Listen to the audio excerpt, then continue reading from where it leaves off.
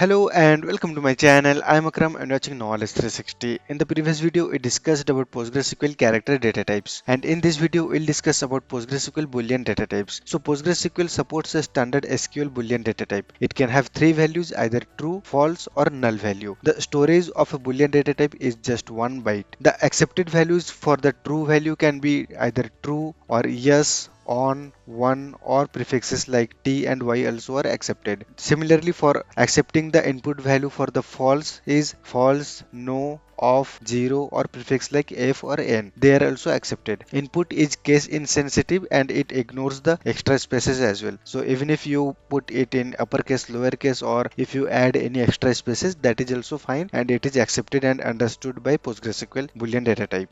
Let's see first example of Boolean data type. Here in this case we are creating one table called students and we are having one column here is enrolled, which is Boolean type. So either it will store true, false, or null value. So let's create the table and see how the table is created. The table is created and if we select the data, as of now we don't have any data, but we can see here the is enrolled is the column is treated as Boolean. So this way we can include a Boolean data type as a column in PostgreSQL tables.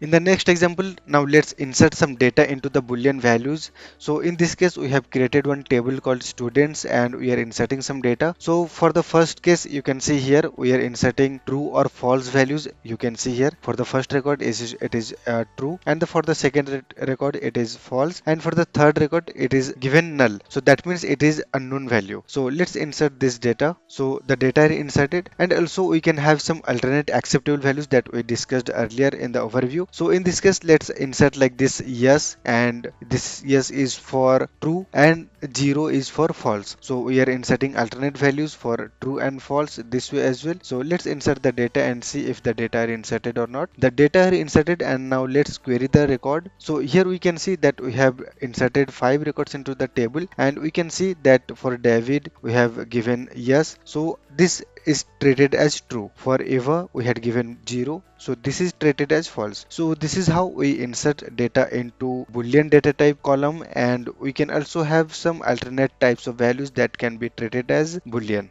In the next example, we'll select the data and we apply the filter on the data of Boolean data type. So first we see the simple selection, that is the selecting all the records from the table. So let's select the data. So here we can see that all the data are returned from the students table. Here we can see that we have true, false, null, true, false, etc. So these are the Boolean data. In the next query, we can filter out the data of students who are enrolled. That means the is enrolled flag should be true. So in that case, how we write it? So in that case, in the where clause, we just mention the is enrolled. So we don't need to match it to anything because is enrolled is by default treated as true. So only the true value will be returned. So if we execute this query, we will get the record like for this student and for this student. So let's query the record and see the names. So here we can see that the true records are returned. In the next example, we will see the record where students are not enrolled. So in that case, we can write like this: select names from students where is enrolled equals to false. So writing for the false, we need to mention the is enrolled equals to false. But for the true, it is optional. We can omit that. So let's execute the query to see the result. So here we can see that the students who are not enrolled, they are returned. That is Bob and Eva. In the next query, we will filter out the students with unknown enrollment status. So in this case, we need to mention that is enrolled is null. So we know that three values can be stored in the Boolean data type, that is true, false, or null value. So null value we can simple check like this as we compare the null value. Select name from the students where is enrolled is null. So we have one such student. Let's query and see. Yes, here we can find that we have one such record with enrollment status as unknown, that is null value. In the next example, we are going to create a table called products to track the product availability. So in this case, we have product ID, product name, and we have one Boolean flag, that is in stock Boolean, and by default we have given it as true. So we'll create the table and also we insert some data. So laptop is true, that means laptop is available in the stock. Monitor is false, that means monitor is not available in the stock. And for keyboard, we are not providing any value, so by default it will take true. And for mouse, we are providing null values. So let's insert this data and create the table. So this is completed and we can query the data from the database. So here we can see that how we have inserted the data. So for laptop we had inserted true, and for monitor it was false, and for keyboard default value was provided. Since no value was provided for in stock flag, so by default it took true because we have declared it like that. And for mouse we had provided it as null. So this is how the data are inserted. Now let's query the product table on the basis of product availability. So in this case, we are executing the query to see the products which are in stock. So as we have discussed earlier, so to get the true values, we don't need to match anything. So we just write here where in stock. So whatever the products are in stock, that will be returned. So in this case, laptop and keyboard should be returned. So let's execute the query and see the result. So here we can see that we have got the correct result.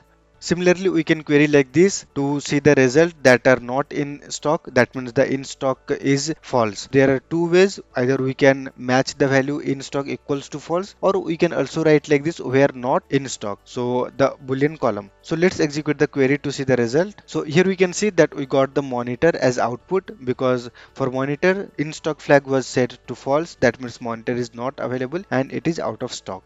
And also we can query for such product with unknown stock status. So in this case in stock is null, so we can compare like this where in stock is null. So let's query and we can find one record. For mouse it is unknown status and it is returned.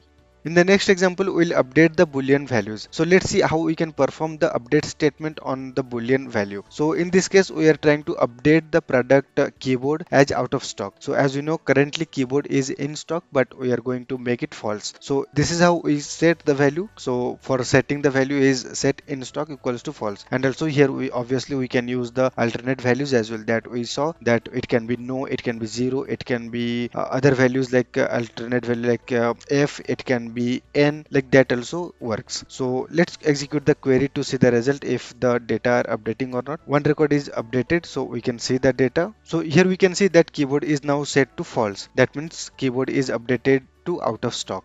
In the next example, we'll see the output format of a boolean value. So let's execute the query to see the result. So in this case, we are getting boolean value as true, false, and default for null value. But in some cases, you may get T, F, or 0, 1, and so on. So it depends on your database configurations.